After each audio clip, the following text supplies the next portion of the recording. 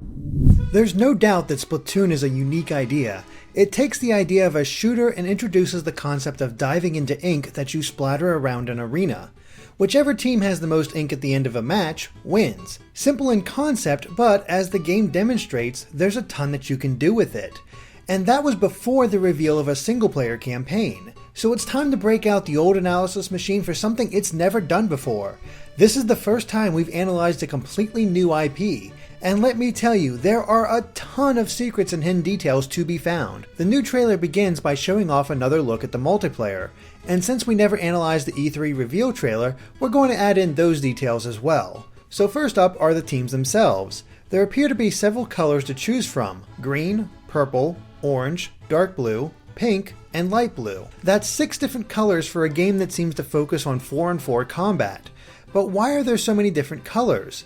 Can teams vote on a color before the match? Or are they automatically chosen based on which level you're playing on? Well, we don't think it's either, since we see multiple ink combinations on a single level and the fact that there are set ink combinations. It's always green versus purple, orange versus dark blue, and pink versus light blue. Not once are the colors mixed up in any other combination. Now that could just be for the trailers, though we still have no idea how these colors are chosen. Maybe it's just completely random which matchup is used for a match. But there's another immediate difference between the start of the E3 trailer and this new single-player trailer. The Inklings that come in are all equipped with the same weapon for the E3 trailer, the Super Soaker S gun, while there are a variety of weapons in the new one. Along with the Super Soaker, the green Inklings are equipped with a pistol, a sniper rifle, and a paintbrush. Meanwhile, the purple Inklings are equipped with the same guns, except instead of a paintbrush, it's a paint roller. The E3 trailer does show off some of these weapons though. First up is the paint roller, which allows the Inkling to put down a steady stream of ink. This makes it an ideal close-range weapon that will pretty much instantly take out another player. But the obvious weakness is, of course, its limited range. Getting close to other players could get challenging, but the new trailer shows that the paint roller has a second attack as well. The Inkling jumps and slams it down, sending a small ink wave in all directions, meaning it does have some range. Next up is the sniper rifle, which even has its own laser sight. None of the other weapons have aiming reticles at all, so it has an immediate advantage. And like every sniper rifle, it's devastating from a distance as it launches a huge glob of ink when fired. While this could still be a potent weapon at close range, we wonder if its weakness is that it cannot spread ink as fast for your team. Its main use is to take out enemy players.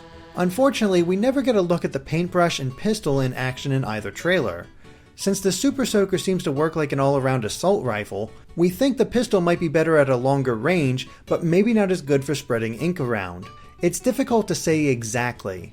The same can be said for the paintbrush, though perhaps it actually works like a sword and would give players a bit more range than the paint roller. This could be done by sending out a sword wave of ink to damage other players. Otherwise, it could be run across the ground like the paint roller, though naturally not cover as much surface area. There also looks to be more choices than just what guns you can use.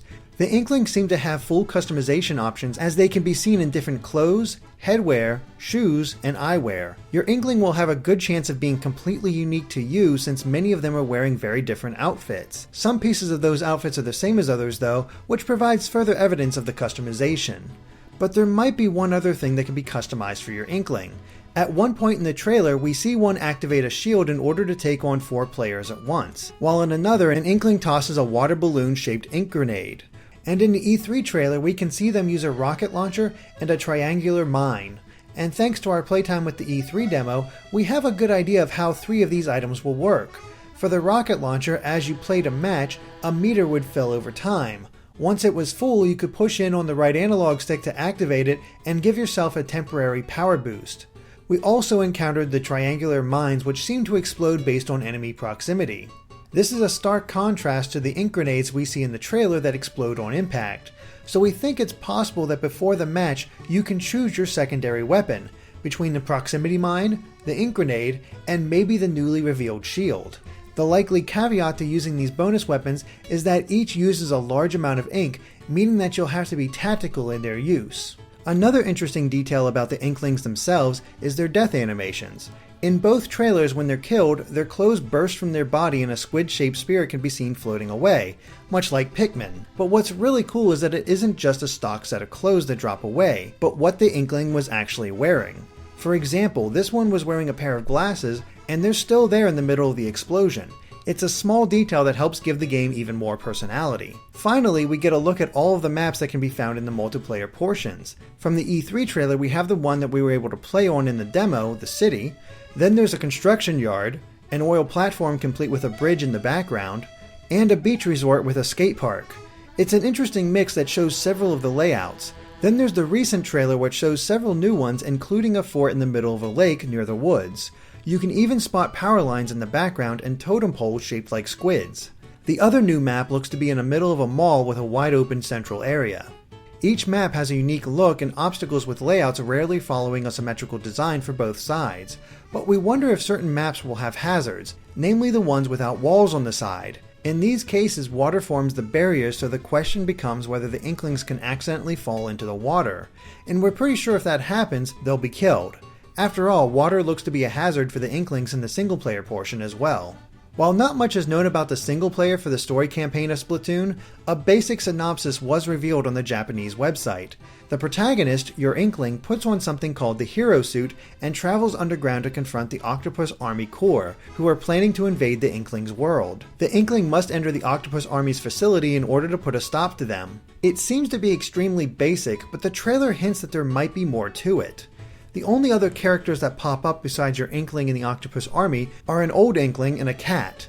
The old guy looks like a half-crazed general, but he might be the one that warns the squids of the octopi's plans since he does come up from the sewer. But will he take another role? We think it's possible that he might serve as the tutorial guide since another scene later on shows him near some platforms. Then there's the cat, who we also saw in the E3 trailer as the referee for the multiplayer.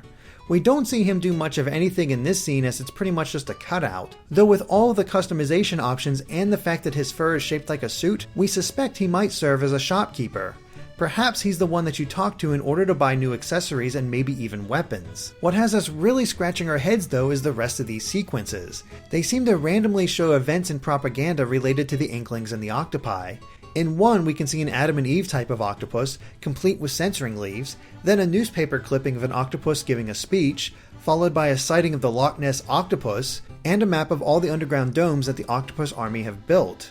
Making heads or tails of this is almost impossible, but it does seem like there's a history to the octopi. There's one more of these sequences that looks to depict more of the history between the squids and octopi. The first image is an assortment of comic panels featuring the Inkling protagonist, the old man, and some octopi.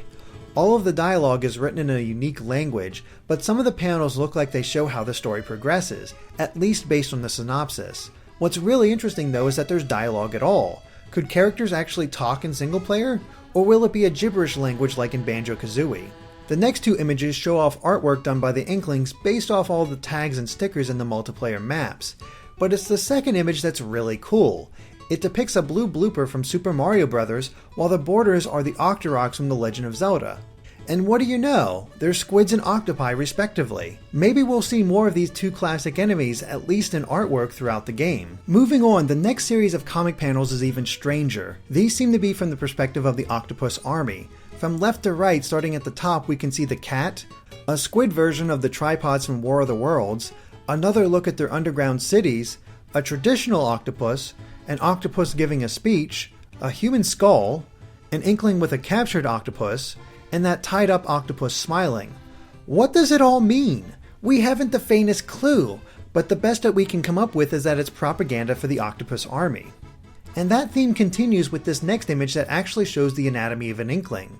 This has to be propaganda too though, since the squid version looks mean and even the humanoid version has sharp teeth. There's a whole smear campaign going on down to the biological level. And that's still not as strange as this last image that shows a more realistic version of an Inkling on the right and a squid to its left. There are some other symbols too, but this looks like some kind of scientific study in the same vein as Leonardo da Vinci. So what's all this mean for the story? It means that there's definitely a long-standing rivalry between the two species, and even if the story is basic, the style is going to be something that needs to be seen. Beyond just the story, the trailer gives us plenty to see when it comes to the Inklings. That includes an up-close look at the protagonist, the Inkling in the hero suit. The suit itself looks extremely basic, so we wonder if players can customize this Inkling like they can in multiplayer. Could the customization options be shared between the two modes, or will certain items only be unlockable in one or the other? There's no real evidence to say either way, but it may be possible to pick what color ink you use. Throughout the trailer, the hero Inkling changes her color from green to light blue to orange, while the Octopus Army always uses the purple ink. So maybe the other 5 colors can be chosen before each mission. Once the gameplay begins, we can see the HUD for the Inkling. At the top left is her health bar, which is segmented into 5 sections. You would expect that means she can only take 5 hits, but we don't think that's the case. During one scene, we can see her take consistent damage, and rather than draining segment by segment, it gradually decreases. This could mean that her health can be recharged if less than a full segment of damage is taken. We've seen no indication at all of how health would be regained though. There is an odd moment, however, where we swear the Inkling was hit by an enemy attack, yet no health was lost. Is it just a glitch with the hitbox, or is there something more going on? The rest of the HUD shows a cutout of some object, likely something that has to be collected in each level, and a counter with the symbol of an orange ball over a fish. This is a reference to the other collectible that can be seen throughout the trailer. The balls can be found floating around several stages, while there are also balloons marked with the same symbol that's on the HUD. They must be entirely covered in ink in order to break open and collect the balls inside. But what do they do? Well, you remember that cat that we suspected was a shopkeeper? Because of the presence of that fish in the HUD icon, we think this might be Splatoon's currency. The more you collect, the more you can buy from the shop, which could include everything from clothing options to ink colors to weapons. And we include weapons because the entire single-player portion only shows the Inkling using the Super Soaker. It would be odd to have all of these fighting options in the multiplayer but not in the single player, so we wouldn't be surprised if better weapons could be purchased and maybe even upgraded. The Inkling can do more than run and shoot though. Like the multiplayer, she can change into a squid in order to move through the ink, which will both refill her ink pack and allow her to dodge enemy fire. But it has several more applications in single player. When you dive into the ink, it will actually confuse the octopi. You can even see a question mark form above their heads when she disappears into the ink. As soon as she pops out, it changes to an exclamation point. So there might actually be a limited form of stealth gameplay here, at least enough to get the drop on enemies. That ability gets expanded too as the Inkling is able to ride along a thin stream of ink in order to reach a higher platform. Before this, it looked like you could only travel along solid ink-covered surfaces, but this indicates that any line of your own ink color can be traversed. But did this line of paint already exist, or did the Inkling have to spray it there in some way? The top end does sort of look like a nozzle, and what other forms could this mechanic possibly take? And could it make some kind of appearance in the multiplayer? So we know a lot about the Inklings, but what about the Octopus Army Corps? Just what kind of army are they? Well, once again, the trailer provides plenty of examples of just how they'll work and the many types you'll face. Right off the bat, we can see 3 different kinds of octopi. There's the standard one who rides around on an ink blaster, one that's equipped its ink blaster with a shield, and another that's wearing a snorkel and riding a blue-colored blaster. Now, so far, none of the enemies have been shown diving into the ink, giving the Inklings a distinct advantage. But just as snorkels allow people to breathe underwater, we have a feeling it might let the octopus breathe while in the paint, meaning he might be able to dive into the ink pools just like the Inklings. The next octopus is wearing a helmet with a propeller on it, allowing him to both fly and shoot ink. Plus there's the fun little detail that he's wearing helicopter landing rails on his feet. It looks like the octopi like to go all out. Then there's the fish-like octopus that slowly travels along eating your ink and converting it to octopus ink. The 6th octopus enemy is actually a robot, though they made sure to give him some sneakers. It's a sly nod to the way he attacks, running at players before exploding, sending ink everywhere. Then there's the trio of giant octopi. Beyond just their size, they're each facing a different way to approach them and are equipped with face masks. This likely means that you'll have to find some way to take those off or hit them in another spot. They even seem to be in a pool of their ink, so it's possible that they could rotate and shoot their ink all around. Interestingly, there's another octopus that uses a shield like the one from before, but he's stationed on a turret and not a mobile platform. But what he loses in mobility, he gains in height and presumably range. The octopi also have plenty of traps at their disposal. At one point, the Inkling is trudging through their ink while a machine raining down more ink comes at her. She doesn't take damage from being in the ink, but her health does drain away as it passes over her. We think this trap might have hunted her down since we can see a laser pointer coming out from it. It could actually scan for the Inkling and then give chase once she's spotted. We also get a look at one of the bosses. It looks like a simple cube with an ink-covered face on one side. Though we don't see much of the battle, the goal is likely to completely cover him in your ink. Interestingly, your ink does stick to the other sides of him, so it may be possible to dive into those pools in order to avoid getting crushed or even getting to a better vantage point.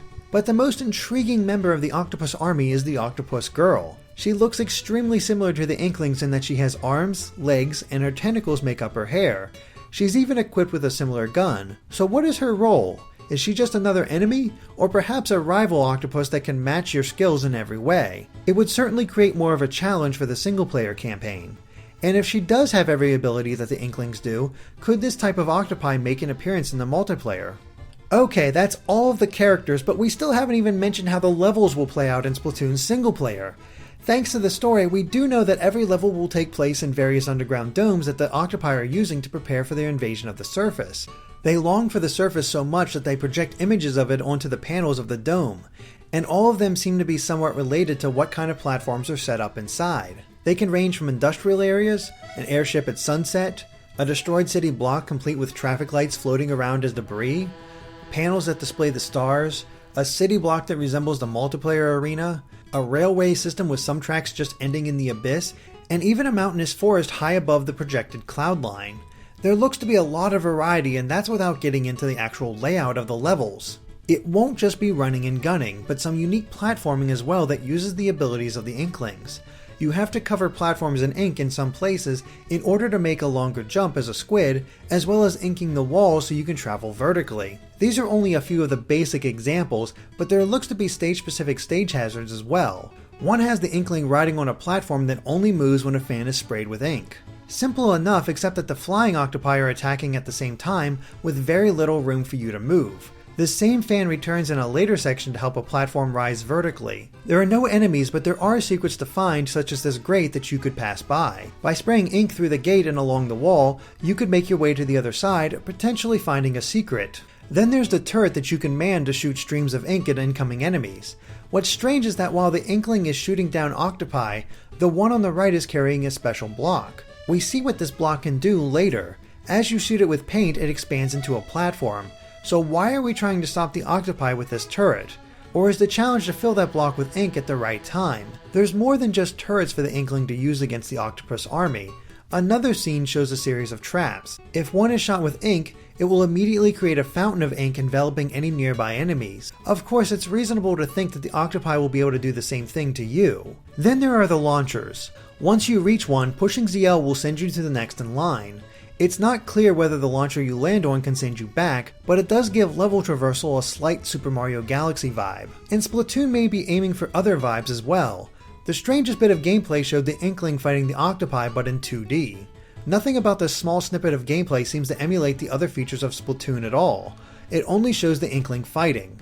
But what is the context for this scene? Is it a bonus level? Is it something extra that can be unlocked? Or is it a special secret? We really don't know. And there are a lot of questions still surrounding the single-player campaign, including this last secret that we found.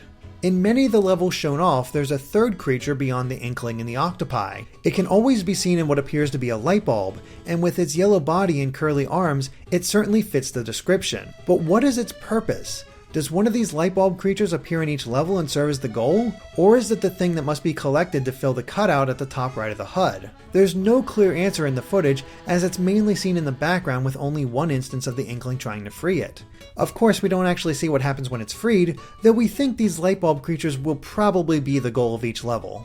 There's no doubt that Splatoon is looking to be an incredibly unique shooter with a more fleshed out single player campaign than you'd initially expect. With a planned second quarter release in 2015, it won't be much longer until we can see how well it all comes together. As always, if we missed something, please let us know in the comments. If you liked this video, be sure to like us on Facebook or follow us on Twitter at GameXplain. Thanks for watching, and make sure to stay tuned to GameXplain for more on Splatoon and other things gaming too.